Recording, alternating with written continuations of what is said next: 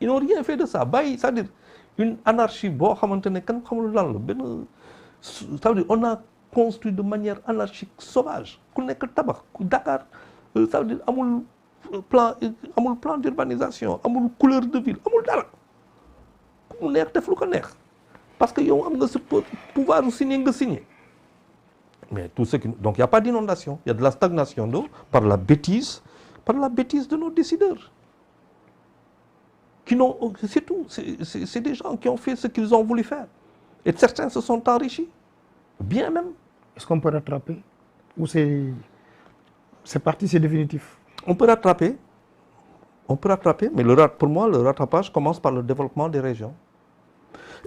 Comment faire en sorte aujourd'hui pour que Kédougou yor fa ay mines yor fa marbre yor fa lu bëri yor marché Diaoubé comment faire de Kédougou et je pense qu'il y a un travail qui a été fait sur ça parce que Dakar dañ ko diviser Sénégal dañ ko diviser defe naa en pôle. Je pense qu'il y a 14 pôles. Maintenant bu fekkente ne on crée des conditions de richesse dans chaque région man leer na ma que d'abord on arrête l'exode et l'exode est économique une fois qu'on a arrêté l'exode nit ñi bu ñu delloo seen dëkk parce qu'il y a de quoi faire désengorgement Dakar day am la perspective de la reconstruction de Dakar mën nga ko envisager. Alors, on va terminer parce que je voudrais quand même saluer un ami commun. Je vais parler de Cheikh Yérim. Après son mariage, j'ai vu pas mal de réactions et je me suis dit les Sénégalais ne connaissent pas l'homme. Li ñu xam ci moom mooy li ñëpp xam, mais ceux qui l'ont fréquenté, ceux qui le connaissent savent que c'est un homme bien. En tout cas, ma koy souhaiter un heureux ménage. Je vais pas avoir Charles qui le côtoyait le soir. Sans pour autant te demander juste, Cheikh, est-ce que véritablement les Sénégalais le connaissent? Un gentil garçon, Cheikh, brillant, intelligent, sénégalais, authentique, sénégalais, authentique, africaniste, authentique, brillant, capable de douter. Moi, je le wax sànq. J'ai eu le plaisir de partager avec moom ay plateau Jakaarlo di échanger ak moom dafa am lu mu gëm mais dafa am aussi fu muy douter quand j'ai échangé avec lui sur beaucoup de choses je vis qu'effectivement Sénégalais dañuy am juge dañuy juger nit dañ si gaaw dañ si ay sax juger nit waroo ko juger commencer par xool sa bopp chez nous on dit ne juge pas pour que tu ne sois pas jugé si tu seras jugé si tu as jugé. Moi, je ne juge pas, cher. On fait avec ses qualités et ses défauts. Comme Yo Amgako, comme Amla. Mais ce que je peux dire, c'est un garçon charmant. Et Tok avec Cheikh Yérim Seck, Tok de Wartan avec moi, amul lu ko gën a neex. Waaw. Parce qu'il a une faculté d'adaptation, une intelligence situationnelle très, très, très, très forte. Et c'est quelqu'un de bien, contrairement à ce que l'on croit. Maintenant, on juge. On fait ce qu'il y a de plus facile. On voit quelqu'un sànni ko xeer ñëpp a sànni xeer. mooy li nga doon wax sànq rek. waaw moo gën a yomb lépp. gën a yomb lépp mooy wax si nit te xamoo sa bopp. Je sais pas, on n'avait pas prévu d'aborder ce sujet-là, mais phrase bi nga wax c'est un garçon charmant. Il y a le vieux jëm si yàlla Ndiaga Fall de Saint-Louis, ancien bibliothécaire du lycée Ahmed Fall. La première fois qu'il a reçu le livre de Cheikh Yérim sur l'Afrique, sa phrase c'était ça. Cheikh est un garçon charmant. Oui. Je m'en souviens et ça c'était en 98-99. Donc ça fait très longtemps. Moi, bi ma déggee nga répéter la phrase, je me suis dit mais bon, mi ngi ci de l'autre côté yàlla jël na ko. Charles génn waatal ma la même phrase, ça veut dire que ni parfois les bonnes montres ont la même heure. En tout cas, ça fait un plaisir, Charles. Merci. Xam nga Ben il y a ce qu'on appelle la gloire et il y a la rançon de la gloire. Cheikh paie la rançon de la gloire, de sa gloire. On n'a pas le droit d'avoir la gloire chez nous. Ouais. C'est très méchant. Moi, dans mon livre à paraître, je l'ai écrit en 2012-2013, je disais que est-ce que c'est pas une erreur pour Cheikh de rentrer en Afrique? Bu toogoon fa mu nekkoon ci Europe di def li mu doon def parfois mu ñëw interviewer nos chefs d'État def reportage am dem dafa doon dund normalement kenn du ko wax kenn du ko teg dara mais boo ñëwee boo ñibbisee on a l'impression qu'il y a du cynisme chez nous finalement. Oui, parce que on nous, on nous a élevés à juger l'autre. Non, non, il y a rien. Et ça commence dans la famille. C'est-à-dire, il faut qu'on devienne des champions. Gis nga champion pour nga doon champion foog nga am adversaire et adversaire googu mooy sa partenaire sinon doo doon champion. moo lay challenger. Donc plutôt que de juger, essaie de faire comme lui. mu nekk sa challenger. bu nekk sa challenger da lay pousser vers le haut.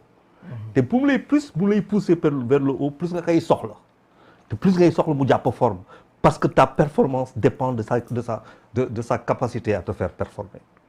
Et c'est ça, on ne connaît pas.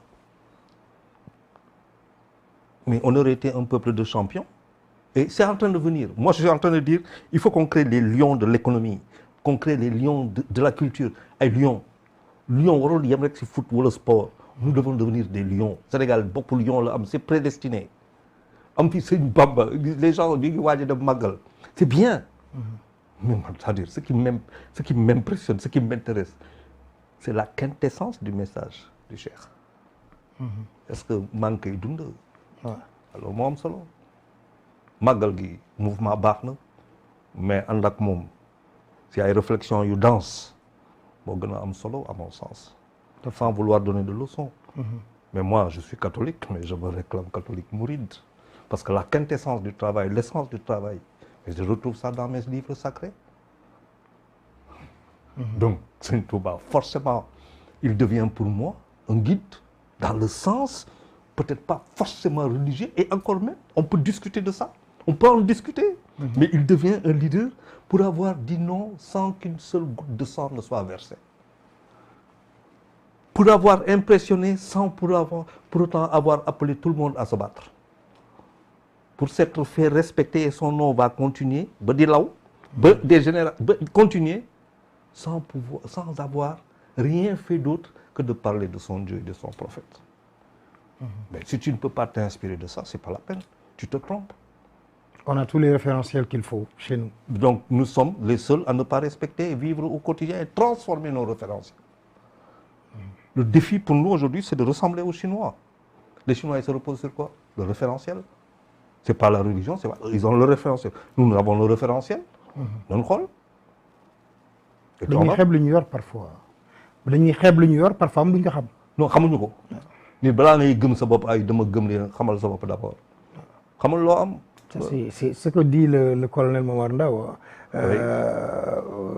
Toujours il dit gëm sa bopp xam sa bopp d'abord. waaw xam sa bopp xamal sa bopp. waaw.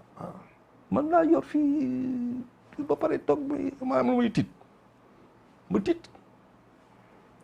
Je pourrais, mais catholique mouride, hein. Oui. C'est fort ça. N'oublions pas que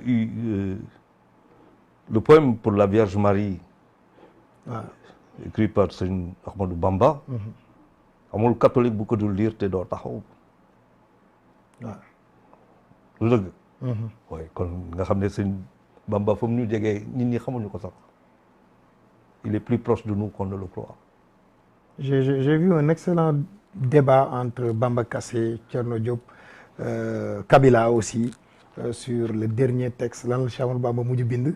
mais ma toog ma ni gars yi finalement dañuy xam mais li ñu xam dañ koy denc si yow si nga leen di xamee ak ñoom la ñu denc dañuy sax dem ba ragal génne yenn yi parce que kenn catalogue leen ci wàllu diine donc ñoom nañu wax ci li ñu xam mais li ñu xam ci boor bële dañ koy denc tey que je me suis dit mais on a énormément d'intellectuels mais kenn sañatul wax daal tout le monde a peur maintenant. Il faut les chercher, ils vont venir. C'est le moment ou jamais pour que ñoom ñu ñeme wax. Sénégal daf ko soxla si waxtu bii. waaw Sénégal soxla na loolu. On a besoin de lampes. Tout à fait. te temps boo xoolee lampes yi sëriñ ñu ngi fay les unes après les autres. ñu ngi fay.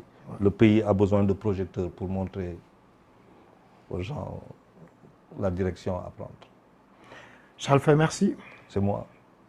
Mesdames et messieurs, ce fut un plaisir de vous servir. On apprend beaucoup avec Charles, assez transversal.